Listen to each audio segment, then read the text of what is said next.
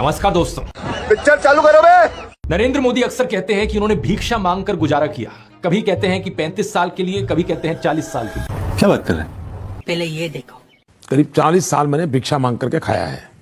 मैं लोगों के घर में भिक्षा मांग करके खाता था। मैं 35 साल तक भिक्षा मांग करके खाया हूँ। अब किसी के गले नहीं उतरे।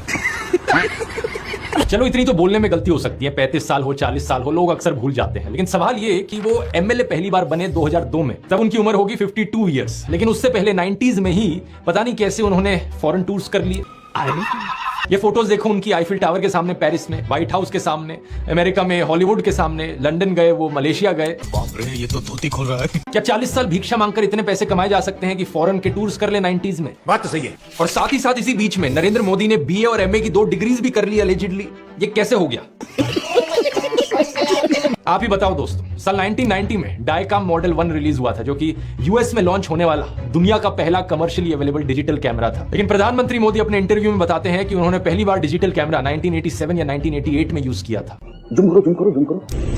मैंने पहली बार डिजिटल कैमरा का उपयोग किया था 87-88 में से। मतलब भिक्षा मांगकर यहां पर फॉरेन टूर भी कर लिए और डिजिटल कैमरा भी खरीद लिया डिजिटल कैमरा के रिलीज होने से पहले। वाह, क्या फकीरी है। बंगाल से नाता जोड़ने के लिए इन्होंने कहा कि बचपन में ये कोलकाता की मेट्रो देखने आए थे। मैं बचपन में जब पहली बार कोलकाता आया तो एक आकर्षण था, जरा मैं मेट्रो देखूं। अच्छा। प्रॉब्लम बस ये है कि कोलकाता मेट्रो 1984 में शुरू हुई थी, जब ये 34 साल के थे। अब बताओ दोस्तों, 34 साल का कोई बच्चा देखा है आपने कभी? नरेंद्र मोदी ने एक बार कहा था, भगवान बुद्ध के साथ इनका सुखद संबंध है। भगवान बुद्ध के साथ मेरा एक और संबंध भी है, जिसमें अद्भुत संयोग भी है और जो बहुत सुखद भी है। और एक बार इन्होंने कहा, बोहरा मुसलमानों के साथ इनका पुराना रिश्ता है। साथियों, बोहरा समाज के साथ मेरा भी रिश्ता बहुत पुराना है। इतना ही नहीं, ईसाइयों के साथ भी इनका बहुत पुराना और आत्मीय नाता है। क्रिश्चियन कम्युनिटी के साथ तो मेरा संबंध कोई नया नहीं है, बहुत पुराना बड़ा आत्मीय नाता रहा है। एक बार इन्होंने कहा कि जीवन का एक महत्वपूर्ण कालखंड इन्होंने आदिवासियों के बीच बिताया है। जीवन का एक महत्वपूर्ण कालखंड मैंने आदिवासियों के बीच में बिताया है। तो एक बार कहा, बलिया के साथ भावुक रिश्ता है इनका। बलिया से मेरा एक भावुक रिश्ता। वाह। अपने भाषणों में नाता जोड़ने के लिए ये तक कहने लगे कि मैं अगला जन्म बंगाल में लूंगा।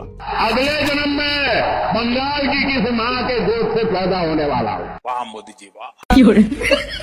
बात समझ रहे हो ना दोस्तों? वोट पाने के लिए जहां जो बोलना पड़े वो बोला जाता है। हर एक राज्य में एक इमोशनल कनेक्ट बनाने के लिए वहां के लोगों के साथ एक नाता निकल कर आ जाता है।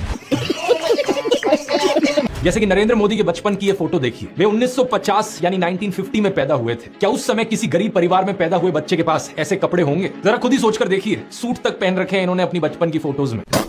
मैं खुद 1994 में एक मिडिल क्लास फैमिली में पैदा हुआ हूं, लेकिन मेरी तो बचपन की ऐसी कोई फोटो नहीं मिलेगी आपको जिसमें मैंने कोई सूट पहन रखा हो। और नरेंद्र मोदी अपने आप को गरीब ही नहीं, बहुत गरीब परिवार का बताते हैं। इंडिया टुडे ने इनकी पुराने घर की एक फोटो पब्लिश करी थी, स्क्रीन पर देखिए। बहुत बड़ा घर नहीं है, लेकिन क्या आपको ये 1950s के किसी बहुत गरीब परिवार का घर दिखता है? नहीं।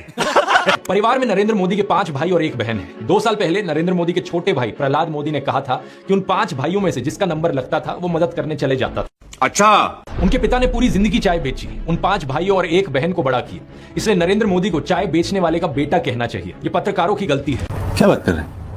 पहले ये देखो। सब भाइयों ने चाय बेची है, मेरे पिता ने पूरी जिंदगी चाय बेची, पूरी जिंदगी। इसीलिए कहा जाए तो चाय बेचने वाले का बेटा कहना चाहिए, चाय बेचने वाला नहीं कहना चाहिए। ये पत्रकारों की गलती है। अरे साला, अलगे फ्रॉड चल रहा है। अपनी कलम को गिरवी रख चुका एक गीतकार कहता है कि फकीरी है आपके स्वभाव में। एक फकीरी है आपके स्वभाव में। कभी नरेंद्र मोदी खुद ही कहते हैं कि हम तो फकीर आदमी हैं, झोला उठाकर चल पड़ेंगे। अरे हम तो फकीर आदमी हैं, झोला लेके चल पड़ेंगे जी। लेकिन पूरी दुनिया में आपने ऐसा कोई फकीर देखा है जो 1,40,000 का चश्मा लगाता हो, अपनी बूढ़ी माँ को नोटबंदी के लिए लाइन में खड़ा कर दिया और खुद घूमते हैं 12 करोड़ की मर्सिडीज में? एक तरफ तो शास्त्री जी जैसे प्रधानमंत्री देखे हैं देश ने। बताया जाता है कि उनके पास सिर्फ 2 धोती और 2 कुर्ते हुआ करते थे। कुर्ता फटकर इस्तेमाल करने लायक ना रहे तो उसे भी रुमाल बना लेते थे लाल बहादुर शास्त्री जी। बात तो सही है। लेकिन प्रधानमंत्री मोदी की यूएस विजिट की इन फोटोज को देखिए। एक दिन में 4 बार कपड़े बदलते हैं। द प्रिंट में लिखेगा इस आर्टिकल को देखिए। उत्तराखंड और हिमाचल जाते हुए प्रधानमंत्री मोदी ने 8 घंटे में 4 बार कपड़े बदले। लेकिन टाइम्स ऑफ इंडिया के आर्टिकल को देखिए, प्रधानमंत्री मोदी गंगा आरती करने गए तब भी कपड़े बदलते जा रहे हैं। हुगली टाइम्स वालों ने तो इनकी फैंसी ड्रेस का एक पूरा कोलाज बना दिया। अच्छा। इंडिया टुडे ने भी इनकी 22 हेड गियर्स की कलेक्शन दिखाई है इस आर्टिकल में, और इस इंडियन एक्सप्रेस के कोलाज को भी देखिए। व्हाट्सएप पर और गोदी मीडिया के जरिए आपको बार बार बताया जाता है कि नरेंद्र मोदी इतने महान हैं क्योंकि उन्होंने देश के लिए अपने परिवार को छोड़ दिया, अपनी पत्नी को छोड़ दिया। अच्छा, देखो वैसे ये एक पर्सनल मामला है, किसी पति पत्नी की आपस में ना बने ये कोई बड़ी चीज नहीं है, बहुत से लोगों के साथ ऐसा होता है। बात तो सही है, लेकिन यही लोग खुद इस पर्सनल बात को बीच में लाते हैं इसे अचीवमेंट के तौर पर दिखाने के लिए। देश के लिए पत्नी को छोड़ दिया, कुछ सेंस है इस बात का? पूर्व प्रधानमंत्री लाल बहादुर शास्त्री जी ने तो अपनी पत्नी को नहीं छोड़ा, तो क्या वो देश के लिए काम नहीं कर पाए? महात्मा ज्योतिबा फूले की पत्नी सावित्रीबाई फूले के बारे में तो सब जानते हैं, क्या उन्होंने देश के लिए महान काम नहीं किया? आपने अगर रामलीला देखी है तो उसमें भी देखा होगा कि कैसे सीता जी ने भी भगवान राम का साथ दिया वनवास में, और राम ने उन्हें बचाने के लिए क्या क्या नहीं किया। बात तो सही है। तो व्हाट्सएप यूनिवर्सिटी की एक ऐसी घटिया नारी विरोधी मानसिकता है जहां आप औरत को एक अड़चन की तरह देखते हो, जहां आप पत्नी को छोड़ देने को एक अचीवमेंट की तरह दिखाते हो, और केवल पत्नी ही नहीं बल्कि नरेंद्र मोदी के परिवार को लेकर भी व्हाट्सएप माफिया यही बात फैलाता है। अरे औरों की तो छोड़ो, नरेंद्र मोदी खुद इस बात को बार बार दोहराते रहते हैं, कहते हैं कि उन्होंने अपने परिवार को देश के लिए छोड़ दिया। मेरे देशवासियों, मेरे घर परिवार सब कुछ देश के लिए छोड़ा है। अरे साला, ये तो अलगे फ्रॉड चल रहा है। सितंबर 2019 में ह्यूस्टन में जाके प्रधानमंत्री मोदी ने कहा था, अब की बार ट्रंप सरकार। We in India have connected well with President Trump. The words of candidate Trump. अब की बार ट्रम्प सरकार। हालांकि ये बड़ी बेवकूफी वाली चीज की थी किसी दूसरे देश की इंटरनल पार्टी पॉलिटिक्स में दखल अंदाजी करने की, क्योंकि यहाँ पर ये बड़ी ऑब्वियस बात है कि अगर एक हेड ऑफ स्टेट दूसरे हेड ऑफ स्टेट से मिलता है तो इस बात को समझना चाहिए कि अगली बार उस देश में किसी दूसरी पॉलिटिकल पार्टी की भी जीत हो सकती है। बात तो सही है। अगर ऐसा हो गया तो उस देश के रिश्ते खराब हो जाएंगे हमारे देश के साथ, लेकिन नहीं, इतनी समझदारी कैसे एक्सपेक्ट कर सकते हो इनसे? और इतना ही नहीं, फरवरी 2020 में डोनाल्ड ट्रंप के लिए इंडिया में एक भारी भरकम इवेंट करवाया गया, नमस्ते ट्रंप। नमस्ते Trump, India friend, the president of the United states of America, mister Donald Trump.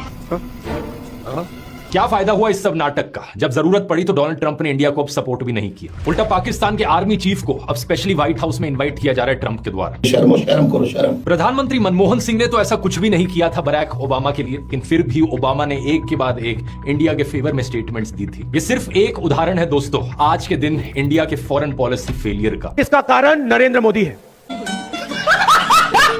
प्रधानमंत्री मोदी का इंस्टाग्राम अकाउंट देखिए जरा। प्रियंका चोपड़ा और निक जोनस की वेडिंग रिसेप्शन में गए, उन्हें बधाई दे रहे हैं। इस वीडियो को देखिए, विराट कोहली और अनुष्का शर्मा के वेडिंग रिसेप्शन पे जाकर उन्हें गुलाब दे रहे हैं। मलयालम एक्टर सुरेश गोपी की बेटी की शादी में गए। टाइम्स नाउ की एंकर नविका कुमार के बेटे की शादी में गए। मुकेश अंबानी ने हॉस्पिटल खोला तो वहां बधाई देने पहुंच गए। न्यूज आर्टिकल को भी देखिए, नरेंद्र मोदी ने गौतम अडानी के बेटे करण की ग्रैंड एंगेजमेंट सेरेमनी को भी अटेंड किया। वाह मोदी जी वाह। तो बॉलीवुड सेलिब्रिटीज और अमीर सेठों की शादियों में जाने के लिए बहुत समय है इनके पास। हालांकि इसमें कुछ गलत नहीं है, इनकी मर्जी अगर ये जाना चाहें तो, लेकिन सवाल यहां पर ये, क्या केवल अपने भाइयों और परिवार को ही छोड़ना पड़ता है क्या देश के लिए? एबीसी के इस आर्टिकल को देखिए, अवनी दास रिपोर्ट करती हैं कि अक्टूबर 2023 में मोदी परिवार उनके भतीजे की शादी के लिए इकट्ठा हो रहा था, लेकिन एक इंसान वहां से गायब थे, नरेंद्र मोदी। अच्छा। आपने फोटोज और वीडियोस में जरूर देखा होगा कि प्रधानमंत्री मोदी अपनी माता जी से मिलने जाया करते थे, जो कि अच्छी बात है, लेकिन कभी आपने नोटिस किया कि केवल वहां 3 लोग होते थे इस मुलाकात में? प्रधानमंत्री मोदी, उनकी माता जी और कैमरामैन। नरेंद्र मोदी वही हैं जो नाले से निकलने वाली गैस से चाय बनाने की बात करते हैं। कहते हैं कि पसीने से मुंह पोंछ लेता था तो ग्लो आ जाती थी। अच्छा। कभी ये क्लाइमेट चेंज को डिनाई करते हैं कि गर्मी नहीं बढ़ रही बल्कि हमारी गर्मी सहने की शक्ति कम हो रही है, तो कभी ये बादलों से रेडार का सिग्नल रोकने की बात करते हैं। लेकिन मैंने कहा इतने क्लाउड है, बारिश हो रही है, तो एक बेनिफिट है कि हम राडार से बच सकते हैं। एक तो जानते नहीं है, ऊपर से अहंकार इतना कि अपने अज्ञान का भी एहसास नहीं। एक दफा मोदी दूसरे देश में गए थे, वहां भारत का राष्ट्रीय गान चल रहा था और ये बीच में ही चलने लगे। ऐसी गलती किसी से भी हो सकती है, लेकिन बात मैं यहां पर यह बताना चाह रहा हूं कि प्रधानमंत्री मोदी की भी फनी क्लिप्स बहुत सारी हैं। दूसरों को पप्पू बोलने से पहले अपनी क्लिप्स पर नजर डाल लो। और अभी तो एक बहुत बेहतरीन मौका मिला है, हमारे फॉर्मर सुप्रीम कोर्ट के जजेस ने राहुल गांधी और नरेंद्र मोदी दोनों को एक 1-on-1 डिबेट के लिए इन्वाइट किया है। राहुल गांधी तो इस इन्विटेशन को ऑलरेडी एक्सेप्ट कर चुके हैं, लेकिन नरेंद्र मोदी अभी भी चुप है। समझ रहे हो? अगर ऐसा होता है तो जनता के लिए भी एक बड़ा सीधा मौका होगा देखने का कि नरेंद्र मोदी और राहुल गांधी में से कौन ज्यादा समझदार है, कौन ज्यादा इंटेलिजेंट है और कौन ज्यादा केपेबल लीडर है देश के लिए। बात तो सही है। लेकिन नरेंद्र मोदी अगर इस डिबेट से भागते हैं और जवाब ही नहीं देते तो समझ जाना कौन यहां पर बेहतर है। ये मेक इन इंडिया का शेर याद है दोस्तों? अब तो ये शेर कहीं नहीं दिखाई देता किसी चुनावी पोस्टर पर। Make in India, made in India, आदर्श गांव, smart city, bullet train, 15 lakh, skill India, Mudra loan, look east policy, करोड़ों रोजगार, नारी शक्ति, बेटी बचाओ बेटी पढ़ाओ, कोरोना अग्निवीर। अरे कुछ तो ऐसा होगा जिसके दम पर चुनाव लड़ सको। उड़ीसा में जाकर कहते हैं कि ओडिशा को देश का नंबर 1 राज्य बनाएंगे और कर्नाटका में जाकर कहते हैं नहीं, हम कर्नाटका को देश का नंबर 1 राज्य बनाएंगे। क्या बात कर रहे हैं? उड़ीसा को देश का नंबर 1 राज्य बना सकते हैं। कर्नाटका को पूरे देश का नंबर 1 राज्य बनाने का लिए अरे वाह, ऐसा कैसे हो सकता है? बात समझ रहे हो ना दोस्तों? वोट पाने के लिए जहां जो बोलना पड़े वो बोला जाता है। हर एक राज्य में एक इमोशनल कनेक्ट बनाने के लिए वहां के लोगों के साथ एक नाता निकल कर आ जाता है। आपने ऐड देखी है दोस्तों? मैंने कहा था ना, कैसी भी सिचुएशन हो मोदी जी हमें घर ले आएंगे। मोदी जी ने वॉर रुकवा दी पापा। वॉर रुकवा दी पापा। ये एक बहुत बढ़िया उदाहरण है दिखाने के लिए कि कैसे मोदी सरकार देश की जनता का ब्रेन वॉश कर रही है। बात तो सही है। हमारे मोदी जी से महीनों से चल रहा मणिपुर का वायलेंस तो रोका नहीं गया, कहां से रशिया की वॉर रोकेंगे जाकर? ये बात सरासर झूठ है, कोई वॉर नहीं रोकी गई। विदेश मंत्रालय के स्पोक्स पर्सन ने भी यही चीज कही थी। जो स्टूडेंट्स यूक्रेन में फंसे थे उनकी कितनी मदद की गई उनसे खुद ही सुन लीजिए। हाँ, जब हम लोगों ने बॉर्डर क्रॉस कर लिया उसके बाद हमारी हेल्प हुई, लेकिन उसके पहले कोई हेल्प नहीं थी। गवर्नमेंट बिल्कुल ध्यान नहीं दे रही है, कोई अपना काम नहीं कर रही है। लेकिन आपको ब्रेन वॉश करने के लिए इनके बिकाऊ एंकरों ने बार बार क्या झूठ चलाया? भारत के कहने पर इस युद्ध को बीच में रोक दिया गया था। इनके आईटी सेल, सोशल मीडिया, गोदी इन्फ्लुएंसर सब ने इस झूठ को बार बार दोहराया। तुम्हें शर्म है? कुछ शर्म आया है? रविशंकर प्रसाद ने कहा 3 घंटे के लिए वॉर रुकी थी। राजनाथ सिंह ने कहा 4 से 5 घंटे के लिए। और अमित शाह के अनुसार तो ये वॉर 3 दिन के लिए रुक गई थी। कुछ इस तरीके से अपने फेलियर्स को भी अचीवमेंट्स की तरह दिखाया जा सकता है। सच क्या है यहाँ पर उससे कोई फर्क नहीं पड़ता क्योंकि सारा मीडिया तो हमारी गोदी में बैठा है। बात तो सही है। साल 2005 में दोस्तों अक्षरधाम मंदिर का इनॉग्रेशन हुआ था। इस फोटो को देखिए। प्रधानमंत्री मनमोहन सिंह, राष्ट्रपति एपीजे अब्दुल कलाम, विपक्षी नेता लाल कृष्ण आडवाणी, ये सभी लोग कई सारे साधुओं के साथ देखे जा सकते हैं। बात तो सही है। लेकिन अब राम मंदिर की इनॉग्रेशन को देखिए, कौन दिख रहा है यहाँ पर? सिर्फ एक अकेले नरेंद्र मोदी। सिक्योरिटी वालों को भी दूर कर दिया। क्या? लॉन्ड्री ने एक रिपोर्ट की जिसमें दिखाया गया कि कैसे गांधी दर्शन म्यूजियम, गांधी स्मृति केंद्र और खादी ग्रामोद्योग जैसी अलग अलग साइट्स पर नरेंद्र मोदी के फोटोज और कोट्स घुसाए हैं। यहाँ जगह जगह लिखा हुआ है गांधी दर्शन, लेकिन यहाँ आकर पता चलता है कि गांधी दर्शन कम है, यहाँ मोदी जी के दर्शन ज्यादा हो रहे हैं। लेकिन ठीक अगर इसके आप ऊपर देखेंगे तो इस तस्वीर में यहाँ गांधी जी हैं और यहाँ प्रधानमंत्री नरेंद्र मोदी। तस्वीर में पीएम मोदी फोटो है इतनी, वहीं गांधी जी इतने से। 2013 में बतखों के साथ फोटोशूट, कभी मोर को दाना खिलाने का वीडियो बन रहा है, कभी मॉर्निंग एक्सरसाइज का वीडियो बन रहा है, तो कभी बीच वाला फोटोशूट, जिम वाला फोटोशूट, जंगली सफारी करते हुए फोटोशूट, फोटो खींचते हुए फोटोशूट। वाह मोदी जी वाह।